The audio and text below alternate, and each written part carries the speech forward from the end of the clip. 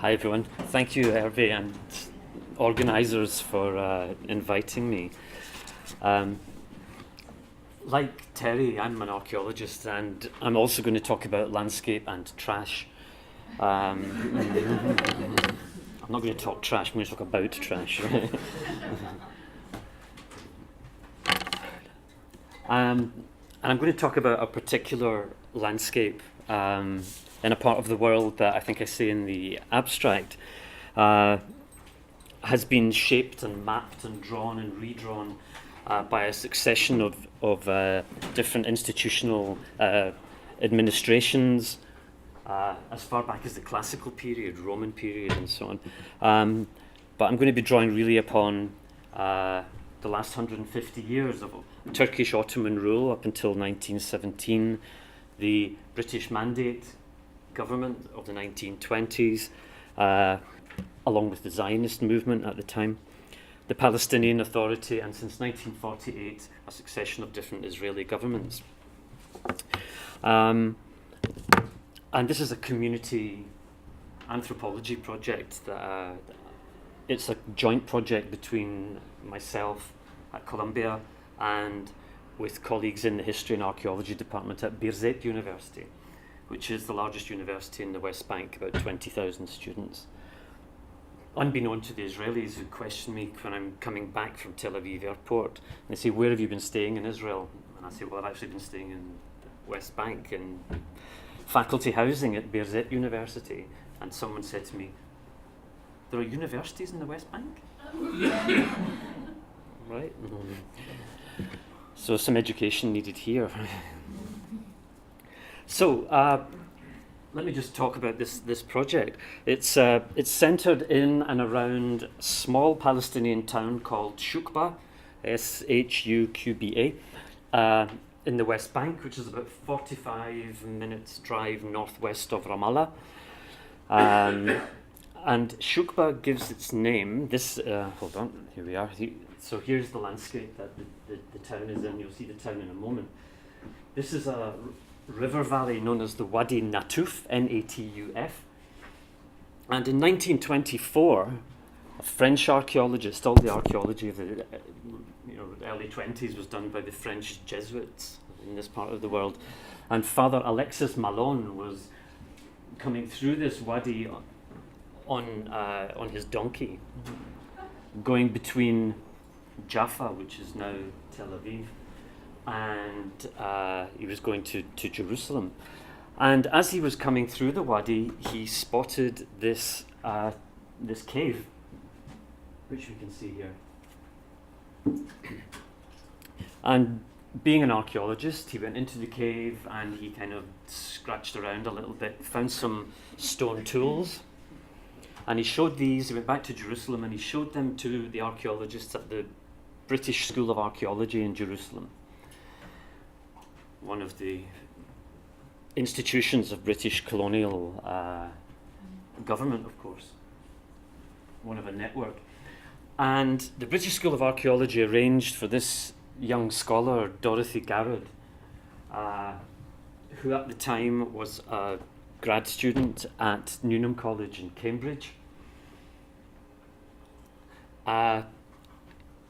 Some kind of arrangement was made for Garrod, who'd been working on Iraq and various other places in the Middle East, to excavate the cave at Shukba. And this she did in April 1928 with a small team from the town of Shukba itself. So this is, if you get the historical context here, it's the early turbulent years of the British Mandate.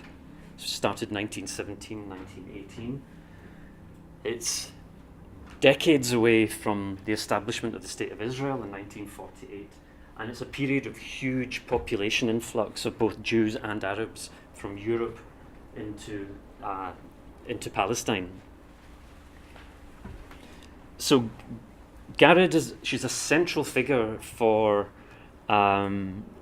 women's involvement in the history and practice of archaeology. At Shukba, she worked with a team composed primarily of young Palestinian women from the town of Shukba, all between the age of like 15 and early 20s.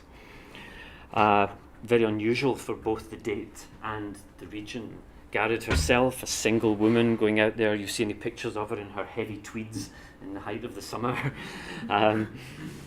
And she went on, I'll talk about Shukba in a moment, but she went on to become the first woman professor of archaeology in the UK. She became the Disney professor at the University of Cambridge in 1939 to 1952, and she was instrumental in the university politics for securing admission for women to the university for the very first time. So a huge figure in British academia as well as in archaeology. 1948, Cambridge started admitting women. Okay.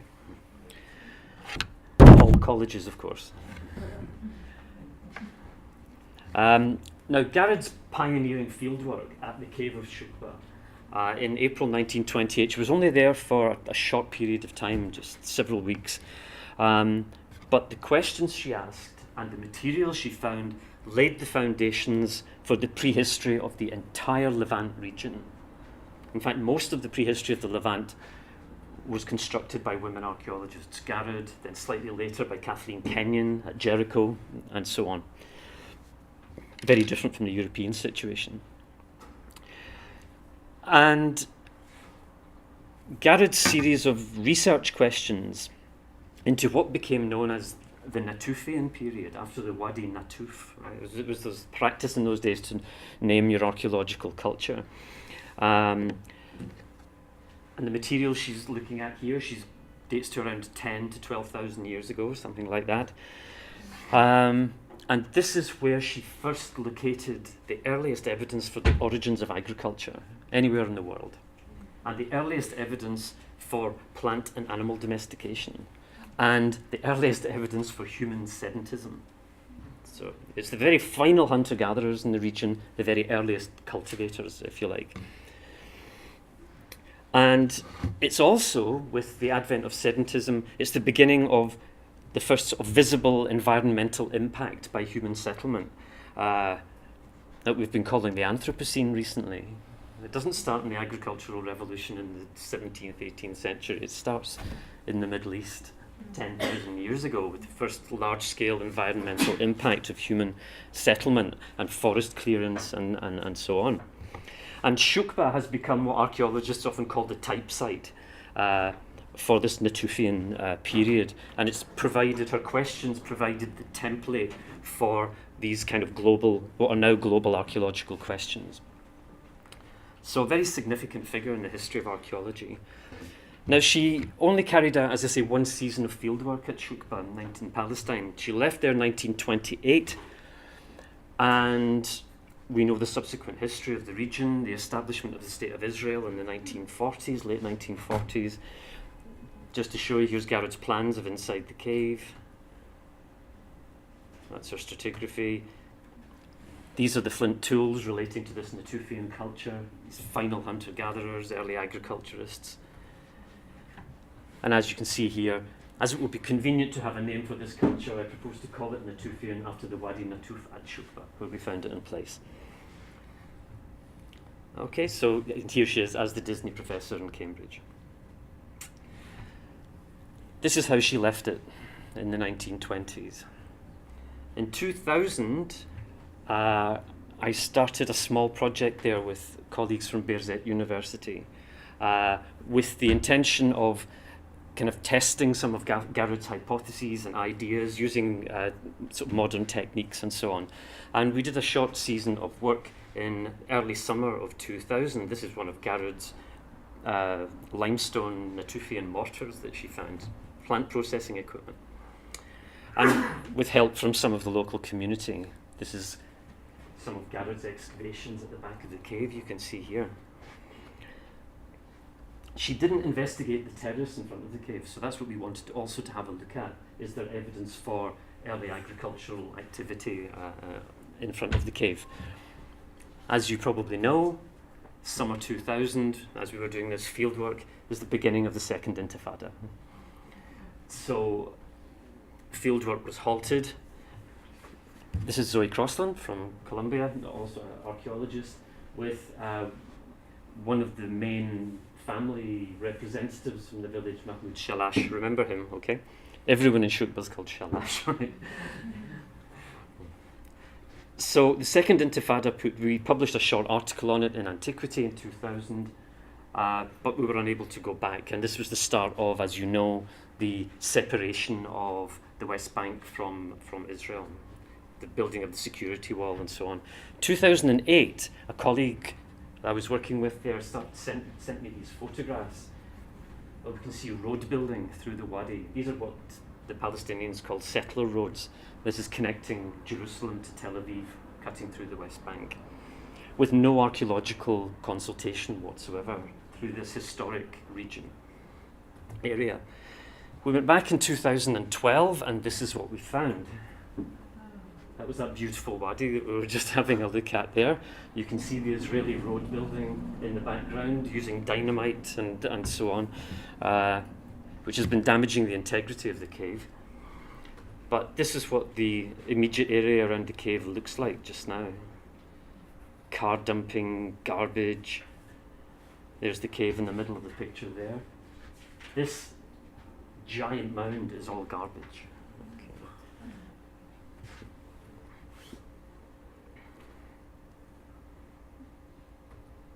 And these are some of our students from Berzet getting to work in the morning. And the cave itself is kind of used locally as a bit of a litter dump, dead animals in there and things like that. So we've got a lot of cleaning up to do and so on. Now, so what we've been doing is we've been trying to work around Israeli road building with no archaeological consultation, and of course we have the ever-shifting boundary of the security wall or fence, whatever you want to call it, between Israel and the West Bank. Shukba, the town itself, is in Area A, which is Palestinian controlled. But if you clamber down the hill to the top of the cave at Shukba, right here above the cave is where Area C starts, which is the Israeli controlled area, and it's a shifting boundary. And it's a common story in this part of the country, because the reason that the boundary is here is because it separates the village from their agricultural land. So rather than just walking down from the town to tend to your olive trees or your animals in the morning, which would take 10 minutes, 15 minutes, it now takes 2 hours to go through the Israeli security, the military checkpoints and so on to get to your olive trees. Same thing when you have to go back in the evening. So it's this kind of landscape of demoralization in a sense. So we're trying to, we've been speaking with the local community, and it's interesting, the oral histories are fantastic. When you speak to the really old people who are still alive, 85 years of age, some of these people, we showed them some pictures. We had an archive of black and white photos from the Palestine Exploration Fund in London, and in 2012 we gave them a show in the local town hall.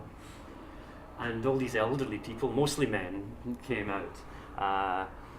And they were so excited when we were showing the photograph. That's my great uncle, that's my grandfather. They were working with Garrod in 1928 at Shukba, who they called the Queen of the Wadi, incidentally. She was very interesting. And they have some photographs, they have some texts, they have some curated objects, shall we say, that somehow didn't get returned to Britain with Garrod. And they're very, very keen to have this history and the significance of it, the origins of agriculture. This is the place where people first broke the land. That's what the oral histories are saying to us. And so they're very keen to have a museum established, a small archaeological, anthropological museum. And that's what we're sort of trying to fund at the moment. These are the students from Berzet. And following Garrod's work, here's me with a donkey, following Garrod's work, we give the women largely the supervisory roles. And just like Garrod did, the men do the heavy working. The women do the recording and the meticulous excavation and so on. But the guys come in to move the dirt. And of course, this is a landscape of restriction as well, isn't it? It's displacement restriction. This is what they have to go through to get from, these are 20, 22-year-old students. And, part of the rhetoric of the occupation by the Palestinians is that these young women They live 30 minutes from the Mediterranean Sea in one direction, 30 minutes from the city of Jerusalem, and none of those students have ever seen the sea in their lives. 22 years of age. It's a 30-minute drive, right? And going into Jerusalem in the other direction, some of them have Jerusalem visas. You need a visa. It's all about visas.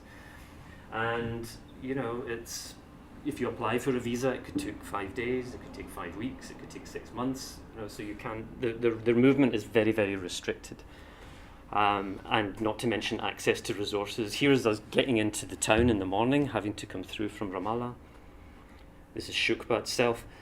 Here's 15 years later, Mahmoud Shalash and myself and his son. They've been pivotal in helping us with finding a building. And so in 2013, the mayor agreed to give us a building that adjoins this disused mosque. And we're going to use that as a museum along with, and there's a large teaching component to this. Colombia, Birzeit, the Global Centre in Amman is involved, things like that. We're running 2 different master's programs at the moment, Museum Anthropology, which I direct, and an oral history master's are also going to be involved. So to give these students an opportunity, and I always feel bad when the Columbia students say to me, oh, can we come on your project this summer? And you know, the Columbia students can go anywhere they like. These people can't even leave their hometowns. So we're training. It's a collaborative project. We're training the Palestinian students in archaeological survey techniques, excavation, and hopefully, if we get the funding, some of those students from Birzeit will be able to come to Colombia, or at least go to the global centres in Amman and Paris to take these master's classes if we get the full funding and so on. I know I'm almost out of time. And we were involved with Birzeit Heritage Week. Which again, we had a small exhibition about the project, about Dorothy Garrod, about what the Birzeit University students are doing, and so on. But what about all this garbage?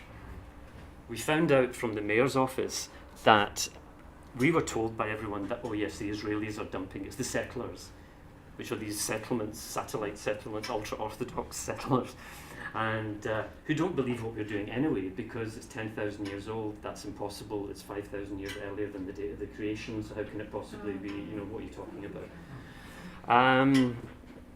Anyway, how did I get onto that? Yeah, so the mayor and his secretary told us that actually the dumping is being done by 2 men. There's a family from the village of Shukba who no longer live there. They live in Jordan now. Israeli garbage companies are paying them to dump their garbage, and it's all in Area C, interestingly, in the Israeli part. So the Palestinian Authority can't do anything about it, and the Israelis don't want to do anything about it, right? And also, more disturbingly, the main hospital, Palestinian hospital in Ramallah, is also dumping waste there, and it's things like, what do you call those X-ray sheets that have got silver in them and so on. And the hospital in Shukba are reporting, and we don't know whether this is true or what to believe. I say this was just in the last couple of years, saying that there's been an increase in miscarriages and things like that, toxic waste getting into the water, and the water's being tested at the moment. The different West Bank aquifers and things like that are being tested. I know there's a serious nitrogen issue in the water and things like that. And in the midst of this, you know, we feel we've pulled all this into town, because if the archaeologists, if we hadn't mentioned all this dumping and things like that, then none of this stuff would be happening. But it's all being brought to the fore. It's in the local newspapers, it's on TV, and someone mentioned Al Jazeera, they're doing a thing on it as well. So we're bringing this, what I thought was going to be a fairly mundane archaeological project into to highlight all these other issues. But we've got the settlers to deal with. We've got the Palestinian guys who are being paid by the Israelis to dump garbage.